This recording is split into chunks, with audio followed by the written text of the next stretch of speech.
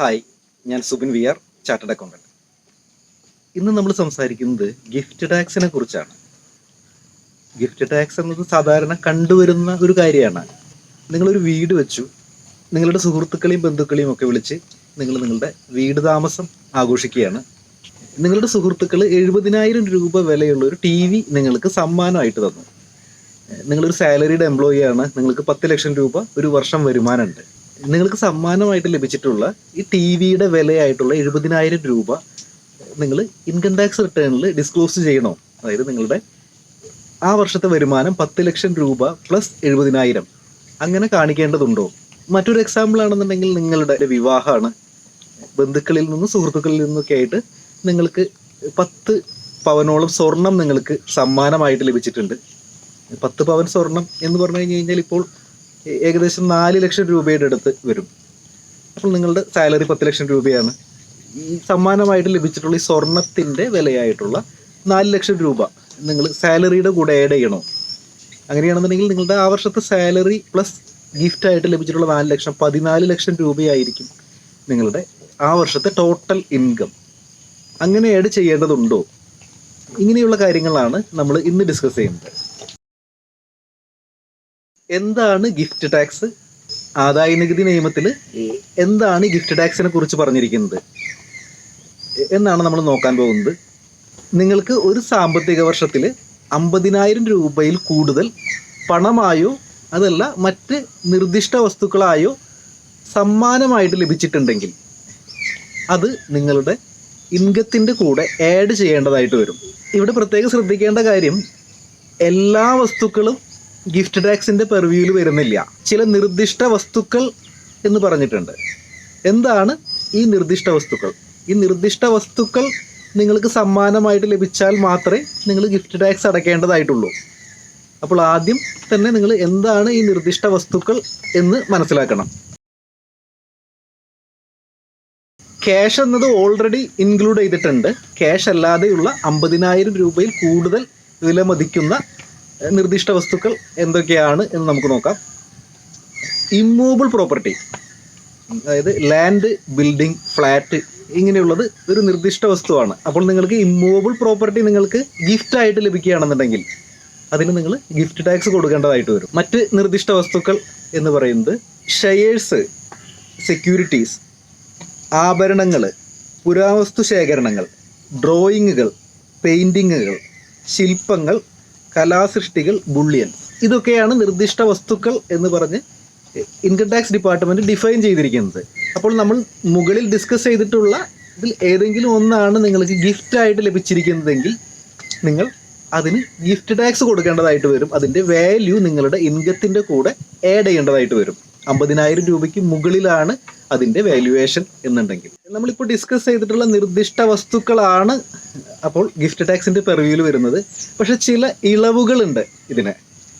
എന്തൊക്കെയാണ് ഈ ഇളവുകൾ എന്ന് നോക്കാം. അതായത് നിങ്ങൾ ഗിഫ്റ്റായിട്ട് നിങ്ങൾക്ക് ലഭിച്ചിരിക്കുന്ന നിർദ്ദിഷ്ട വസ്തുവാണ്, പക്ഷേ നിങ്ങൾ ഗിഫ്റ്റ് ടാക്സ് അടയ്ക്കേണ്ടതില്ല.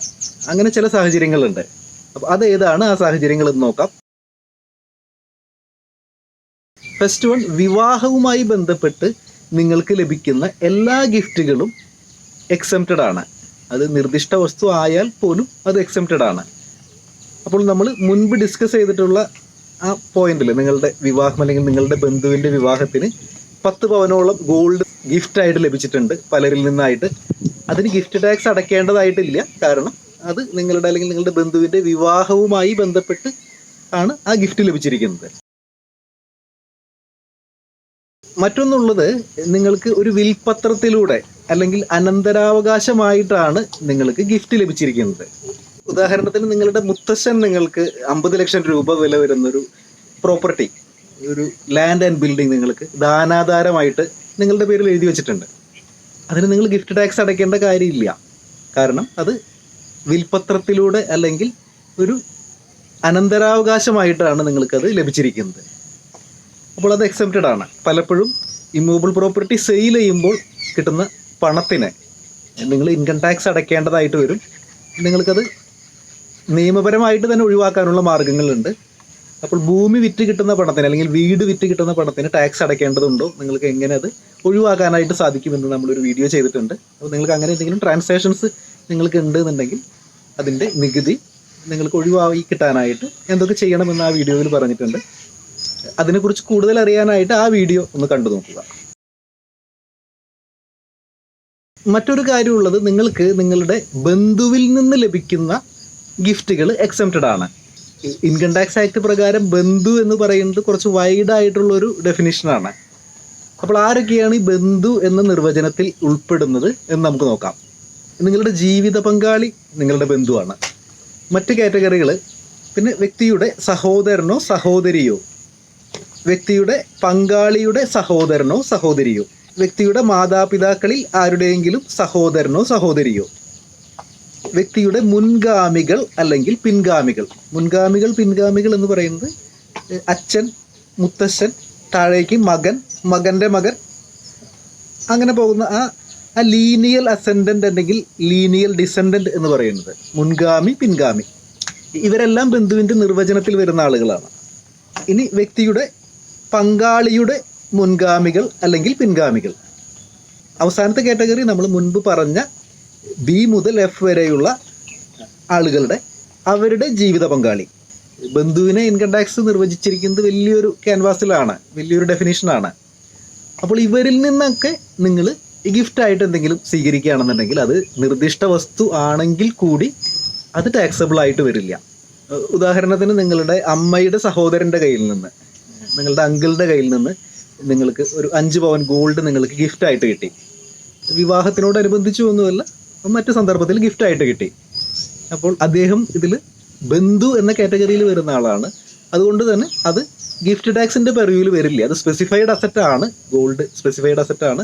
50,000 രൂപയിൽ കൂടുതൽ മൂല്യമുണ്ട്. പക്ഷേ ഈ സാഹചര്യത്തിൽ അത് ഗിഫ്റ്റായിട്ട് വരില്ല. കാരണം നിങ്ങൾ സ്വീകരിച്ചിരിക്കുന്നത് നിങ്ങളുടെ ഒരു ബന്ധുവിൻ്റെ കയ്യിൽ നിന്നാണ്. അത് കാരണം ഇത് ടാക്സബിൾ അല്ല. മറ്റൊരു കാര്യമുള്ളത്, നമ്മൾ പലപ്പോഴും കേൾക്കാറുള്ളൊരു സംഭവമാണ്. നമ്മൾ 2018-ലെയും 2019-ലെയൊക്കെ പ്രളയത്തിൽ വീട് നഷ്ടപ്പെട്ടിട്ടുള്ള പല ആളുകൾക്കും സന്നദ്ധ സംഘടനകൾ വീട് ഉണ്ടാക്കി കൊടുത്തിട്ടുണ്ട്. അതുമാത്രമല്ല, ഇപ്പോൾ കിഡ്നി ഫെയിലിയർ ചികിത്സാ സഹായങ്ങൾ ഒട്ടനവധി ഇതുപോലെയുള്ള സന്നദ്ധ സംഘടനകൾ കൊടുത്തിട്ടുണ്ട്. കിഡ്നി ഫെയിലിയറോ ഹാർട്ട് ഫെയിലിയറോ അങ്ങനെ മറ്റ് അസുഖങ്ങളുള്ള ആളുകൾക്ക് ഇത്തരം സന്നദ്ധ സംഘടനകൾ പല സഹായങ്ങളും ചെയ്തു കൊടുക്കാറുണ്ട്. പല വാട്സപ്പ് ഗ്രൂപ്പുകളിൽ തന്നെ, നിങ്ങളുടെ സ്കൂളിലെയും കോളേജുകളിലെയൊക്കെ വാട്സപ്പ് ഗ്രൂപ്പുകളിൽ കൂടി തന്നെ ഇങ്ങനെയുള്ള ആളുകളെ കണ്ടെത്തി വലിയൊരു തുക, ഒരു 2-3 ദിവസം കൊണ്ട് തന്നെ, ഇന്നത്തെ വാട്സപ്പ് ഗ്രൂപ്പുകളിലൊക്കെ 256 ആളുകളൊക്കെ ഉണ്ട്. അപ്പോൾ 2-3 ദിവസം കൊണ്ട് തന്നെ വലിയൊരു തുക 4-5 ലക്ഷം രൂപ സമാഹരിച്ച് ഇത്തരം ആളുകൾക്ക് കൊടുക്കാറുണ്ട്. ഈ സന്ദർഭത്തിൽ ഗിഫ്റ്റ് സ്വീകരിക്കുന്ന ആൾ ഇതിന് ടാക്സ് കൊടുക്കേണ്ടതുണ്ട്. ഉദാഹരണത്തിന് 8 ലക്ഷം രൂപ വിലയുള്ളൊരു വീട് ഒരു സന്നദ്ധ സംഘടന വെച്ച് കൊടുക്കുകയാണ്. അപ്പോൾ ഇതിന് ഈ സ്വീകരിക്കുന്ന ആൾ 8 ലക്ഷം രൂപ ഗിഫ്റ്റായിട്ടാണ് ലഭിച്ചിരിക്കുന്നത്, അതിന് ടാക്സ് കൊടുക്കണോ എന്നുള്ളതാണ്. ആദായ നികുതി നിയമപ്രകാരം രജിസ്റ്റർ ചെയ്തിട്ടുള്ള സന്നദ്ധ സംഘടനകളിൽ നിന്നും ലഭിക്കുന്ന ഗിഫ്റ്റുകൾക്ക് ടാക്സ് കൊടുക്കേണ്ടതായിട്ടില്ല. അപ്പോൾ നിങ്ങൾ പ്രത്യേകം ശ്രദ്ധിക്കേണ്ട ഒരു കാര്യം, നിങ്ങളിങ്ങനെ ഒരു പ്രവർത്തനം ചെയ്യുന്നുണ്ടെന്നുണ്ടെങ്കിൽ നല്ല കാര്യമാണ്. പക്ഷെ അത് സ്ഥിരമായിട്ട് ചെയ്തുകൊണ്ടിരിക്കുകയാണെന്നുണ്ടെങ്കിൽ നിങ്ങളൊരു ഇൻകം ടാക്സ് രജിസ്ട്രേഷനിലേക്ക് പോകാനായിട്ട് നോക്കുക. അതല്ല എന്നുണ്ടെങ്കിൽ ഇത് 2 എൻഡിലും അത് ബുദ്ധിമുട്ടുകൾ ഉണ്ടാക്കാം. കാരണം നിങ്ങൾ രജിസ്ട്രേഷൻ എടുക്കാത്ത ഒരാളാണ് ഇങ്ങനെ കുറേ പ്രവർത്തനങ്ങൾ ചെയ്യുന്നുണ്ടെന്നുണ്ടെങ്കിൽ ഇൻകം ടാക്സ് നോട്ടീസ് വരാനുള്ള സാധ്യതകളിലേക്ക് എത്താം. അതുമാത്രമല്ല, അത് സ്വീകരിച്ച ആൾക്കും അതൊരു ബുദ്ധിമുട്ടായിരിക്കാം. കാരണം നിങ്ങൾക്ക് രജിസ്ട്രേഷൻ ഇല്ല. അതുകൊണ്ട് തന്നെ ഗിഫ്റ്റ് സ്വീകരിച്ച ആളുടെ ആ പൈസയ്ക്കുള്ളത്, ഉദാഹരണത്തിന് ഇപ്പോൾ 8 ലക്ഷം രൂപയുടെ വീട് നിങ്ങൾ വെച്ച് കൊടുക്കുകയാണ്, അത് ആളുടെ ഇൻകമായിട്ട് ട്രീറ്റ് ചെയ്യാനുള്ളൊരു സാഹചര്യം കൂടി അവിടെയുണ്ട്. ഇനി നമ്മൾക്ക് മുമ്പ് ഡിസ്കസ് ചെയ്തിട്ടുള്ള നമ്മളുടെ പോയിന്റിലേക്ക് വരാം. നിങ്ങളുടെ വീട് പാർക്കലുമായി ബന്ധപ്പെട്ട് നിങ്ങൾക്കൊരു TV സമ്മാനമായിട്ട് ലഭിച്ചു നിങ്ങളുടെ സുഹൃത്തുക്കളിൽ നിന്ന്. 70,000 രൂപയാണ് അതിൻ്റെ മൂല്യം. അതിന് നിങ്ങൾ ടാക്സ് കൊടുക്കേണ്ടതുണ്ടോ? 10 ലക്ഷം രൂപയാണ് നിങ്ങളുടെ വരുമാനം, നിങ്ങളതിന് ടാക്സ് കൊടുക്കേണ്ടതില്ല. കാരണം TV എന്നുള്ളത് നമ്മൾ മുമ്പ് ഡിസ്കസ് ചെയ്തിട്ടുള്ള സ്പെസിഫൈഡ് ആയിട്ടുള്ള ഒരു അസറ്റ് അല്ല. 50,000 രൂപയിൽ കൂടുതലാണ് വാല്യൂ എങ്കിൽ പോലും TV സ്പെസിഫൈഡ് അസറ്റ്സ് അല്ലാത്തത് കൊണ്ട് നിങ്ങളതിന് ടാക്സ് കൊടുക്കണ്ട. ഇനി നമ്മളുടെ ഈ സെയിം എക്സാമ്പിളിൽ തന്നെ TV പകരം 70,000 രൂപ നിങ്ങൾക്ക് ക്യാഷ് ആയിട്ടാണ് നിങ്ങളുടെ സുഹൃത്തുക്കൾ തന്നിരിക്കുന്നതെങ്കിൽ നിങ്ങൾ ഡെഫിനറ്റ് ആയിട്ടും അതിന് ടാക്സ് കൊടുക്കേണ്ടതായിട്ട് വരും. കാരണം അത് 50,000 രൂപയിൽ കൂടുതൽ മൂല്യമുണ്ട്. 70,000 രൂപയാണ് നിങ്ങൾക്ക് കിട്ടിയിരിക്കുന്നത്. അത് മാത്രമല്ല, അത് പണമായിട്ടാണ് കിട്ടിയിരിക്കുന്നത്. പണമായിട്ട് ലഭിക്കുകയാണെന്നുണ്ടെങ്കിൽ 50,000 രൂപയിൽ കൂടുതലുണ്ടെങ്കിൽ ടാക്സ് കൊടുക്കേണ്ടതായിട്ട് വരും. നിങ്ങളുടെ വരുമാനത്തിൻ്റെ കൂടെ ഈ സംഖ്യ ആഡ് ചെയ്യും. മറ്റൊരു കാര്യമുള്ളത്, 50,000 രൂപ എന്ന് പറഞ്ഞ് ലിമിറ്റ് വെച്ചിരിക്കുന്നത് ഒരു പർട്ടിക്കുലർ വ്യക്തിയുടെ കയ്യിൽ നിന്നല്ല. ഒരു സാമ്പത്തിക വർഷത്തിൽ നിങ്ങൾക്ക് പലരിൽ നിന്നായി 50,000 രൂപയിൽ കൂടുതൽ സമ്മാനം കിട്ടിക്കഴിഞ്ഞ് കഴിഞ്ഞാൽ നിങ്ങളതിന് ഗിഫ്റ്റ് കൊടുക്കേണ്ടതായിട്ട് വരും. ഉദാഹരണത്തിന്, നിങ്ങളുടെ വീട് പാർക്കലായിട്ട് ബന്ധപ്പെട്ട് ഒരാൾ 40,000 രൂപ, ഒരു സുഹൃത്ത് 40,000 രൂപ തന്നു, മറ്റൊരു സുഹൃത്ത് 20,000 രൂപ തന്നു. അപ്പോൾ തന്നെ ആ ലിമിറ്റ് എക്സീഡ് ചെയ്തു. ഈ 60,000 രൂപയ്ക്ക് നിങ്ങൾ ടാക്സ് കൊടുക്കണം. അതിന് 50,000 രൂപയുടെ കിഴിവ് നിങ്ങൾക്ക് കിട്ടില്ല. മറ്റൊരു എക്സാമ്പിൾ ഉള്ളത്, നിങ്ങളുടെ മകളുടെ പേരിടൽ ചടങ്ങാണ്. നിങ്ങളുടെ സുഹൃത്തുക്കളെയും ബന്ധുക്കളെയും ഒക്കെ ക്ഷണിച്ചിട്ടുണ്ട്. നിങ്ങളുടെ സുഹൃത്തുക്കളിൽ നിന്നും ബന്ധുക്കളിൽ നിന്നായിട്ട് നിങ്ങൾക്ക് 5 പവനോളം സ്വർണം നിങ്ങൾക്ക് സമ്മാനമായിട്ട് ലഭിച്ചിട്ടുണ്ട്. അപ്പോൾ ഇതിൻ്റെ ടാക്സബിലിറ്റി എന്താണ്? നമ്മൾ ആദ്യം ചെക്ക് ചെയ്യേണ്ടത് സ്പെസിഫൈഡ് അസറ്റ് ആണോ എന്നുള്ളതാണ്. സ്പെസിഫൈഡ് അസറ്റ് ആണ്, ഗോൾഡ് ആണ് ലഭിച്ചിരിക്കുന്നത്. ഇനി അടുത്ത കണ്ടീഷൻ, നിങ്ങൾക്ക് അതിന് എക്സംഷൻ ഉണ്ടോ എന്നുള്ളതാണ്. ബന്ധുക്കളിൽ നിന്നും സ്വീകരിക്കുന്ന സമ്മാനങ്ങൾക്കാണ് എക്സംഷൻ ഉള്ളത്. ഇവിടെ നിങ്ങൾ സ്വീകരിച്ചിരിക്കുന്നത് ബന്ധുക്കളിൽ നിന്നും സുഹൃത്തുക്കളിൽ നിന്നുമാണ്. അപ്പോൾ ഈ സിറ്റുവേഷനിൽ നിങ്ങൾക്ക് ബന്ധുക്കളിൽ നിന്ന് സ്പെസിഫൈഡ് ആയിട്ടുള്ള ഇൻകം ടാക്സിൻ്റെ ഡെഫിനീഷനിൽ പറയുന്ന ബന്ധുക്കളിൽ നിന്ന് സ്വീകരിച്ചിട്ടുള്ള സമ്മാനത്തിന് നിങ്ങൾക്ക് ഒഴിവുണ്ട്. പക്ഷേ അതല്ലാത്തൊരു ബന്ധുവിൻ്റെ കയ്യിൽ നിന്ന് അല്ലെങ്കിൽ നിങ്ങളുടെ സുഹൃത്തുക്കളിൽ നിന്ന് സ്വീകരിച്ചിട്ടുള്ള സമ്മാനം അത് ടാക്സബിൾ തന്നെയാണ്. ഈ സാഹചര്യത്തിൽ ബന്ധുക്കളിൽ നിന്ന് സ്വീകരിക്കുന്ന സമ്മാനത്തിന് ഒഴിവുണ്ട് എന്ന് നമ്മൾ പറഞ്ഞിരുന്നല്ലോ. അപ്പോൾ അതിൽ പ്രത്യേകം ശ്രദ്ധിക്കേണ്ട ഒരു കാര്യം, ടാക്സ് പ്ലാനിങ്ങിൻ്റെ ഭാഗമായിട്ട് പലരും ഇൻവെസ്റ്റ്മെൻറ്റുകൾ, ഉദാഹരണത്തിന് നിങ്ങൾ ഗൾഫിലായിരുന്നു കുറേ നാൾ, റിട്ടയർമെൻറ്റ് ലൈഫിനായിട്ട് നിങ്ങളുടെ കയ്യിൽ 1 കോടി രൂപയുടെ ഇൻവെസ്റ്റ്മെൻ്റ് ഉണ്ട്. നിങ്ങളതൊരു ഫിക്സഡ് ഡെപ്പോസിറ്റ് ഇടാനായിട്ടാണ് ഉദ്ദേശിക്കുന്നത്. അപ്പോൾ 1 കോടി രൂപയ്ക്ക് ഒരു 8% ഇൻട്രസ്റ്റ് നമ്മൾ വർക്കൗട്ട് ചെയ്യുകയാണെന്നുണ്ടെങ്കിൽ 8 ലക്ഷം രൂപയുടെ അടുത്ത് ഒരു വർഷം ഇൻട്രസ്റ്റ് ആയിട്ട് ലഭിക്കും. ഇപ്പോൾ 8 ലക്ഷം രൂപ എന്ന് പറയുന്നത് ഡെഫിനറ്റ് ആയിട്ടും ടാക്സബിൾ ലിമിറ്റിന് മുകളിലാണ്. അപ്പോൾ നിങ്ങളതിൽ ഇൻകം ടാക്സ് അടയ്ക്കേണ്ടതായിട്ട് വരും. പലപ്പോഴും ഇത് നിങ്ങളുടെ മക്കളുടെ പേരിൽ, വൈഫിൻ്റെ പേരിൽ അങ്ങനെ സ്പ്ലിറ്റ് ചെയ്ത് ഇടാറുണ്ട് ഇൻവെസ്റ്റ്മെൻറ്റുകൾ. അപ്പോൾ ഇത്തരം സാഹചര്യങ്ങളിൽ അത് നിങ്ങൾ ഗിഫ്റ്റ് കൊടുക്കുന്നു എന്നുള്ളൊരു ഇംപ്ലൈഡ് മീനിങ്ങിലാണ് അങ്ങനെ ചെയ്യുന്നത്. നിങ്ങളങ്ങനെ ചെയ്യുകയാണെങ്കിൽ തന്നെ അതിന് ടാക്സബിലിറ്റി വരാനുള്ളൊരു സാഹചര്യമുണ്ട്. കാരണം ഇൻകം ടാക്സിൽ ക്ലബിംഗ് ഓഫ് ഇൻകം എന്നൊരു പ്രൊവിഷൻ ഉണ്ട്.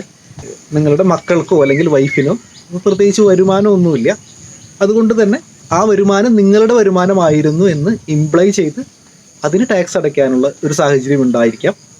അപ്പോൾ നിങ്ങൾ ഗിഫ്റ്റ് കൊടുക്കുകയാണെന്നുണ്ടെങ്കിൽ പ്രോപ്പർ ഡോക്യുമെൻറ്റോട് കൂടി തന്നെ ഗിഫ്റ്റ് കൊടുക്കുക. നിങ്ങളൊരു ഗിഫ്റ്റ് ഡീഡ് എക്സിക്യൂട്ട് ചെയ്തിട്ട് നിങ്ങളുടെ വൈഫിൻ്റെ പേരിൽ അല്ലെങ്കിൽ നിങ്ങളുടെ മക്കളുടെ പേരിൽ ഒരു ഗിഫ്റ്റ് ഡീഡ് എക്സിക്യൂട്ട് ചെയ്ത് ഒരു ഡോക്യുമെൻ്ററി എവിഡൻസോട് കൂടിയിട്ട് ഒരു ഗിഫ്റ്റ് കൊടുക്കുക.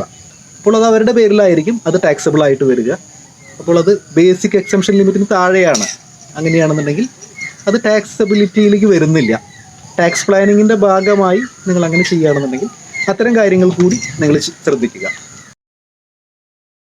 നമ്മൾ മറ്റ് വീഡിയോസും ഇതുപോലെ ചെയ്തിട്ടുണ്ട്. നിങ്ങളുടെ പാൻ നമ്പറിനുള്ളിൽ എന്താണ് ഒളിഞ്ഞിരിക്കുന്നത്, നിങ്ങൾക്ക് എത്ര സ്വർണം കൈവശം വയ്ക്കാനായിട്ട് സാധിക്കും, നിങ്ങൾക്ക് എത്ര പണം കൈവശം വയ്ക്കാനായിട്ട് സാധിക്കും, നിങ്ങളുടെ ബാങ്ക് നിക്ഷേപങ്ങൾ എത്രമാത്രം സുരക്ഷിതമാണ്, അങ്ങനെയുള്ള മറ്റ് വീഡിയോസ് കാണാനായിട്ട് നമ്മുടെ ചാനൽ സബ്സ്ക്രൈബ് ചെയ്യുക. നിങ്ങൾക്ക് പുതിയ വീഡിയോസിൻ്റെ അപ്ഡേറ്റ്സ് ലഭിക്കാനായിട്ട് ബെൽ ഐക്കൺ പ്രസ് ചെയ്യുക. ഈ വീഡിയോയുമായി ബന്ധപ്പെട്ട് എന്തെങ്കിലും സംശയങ്ങൾ നിങ്ങൾക്ക് ഉണ്ടെന്നുണ്ടെങ്കിൽ നിങ്ങൾ കമൻറ്റ് ബോക്സിൽ മെൻഷൻ ചെയ്യുക. നമ്മളത് റിപ്ലൈ തരാനായിട്ട് ശ്രമിക്കാം. മറ്റൊരു വീഡിയോ ആയിട്ട് ഇനി വീണ്ടും കാണാം. Thanks for watching.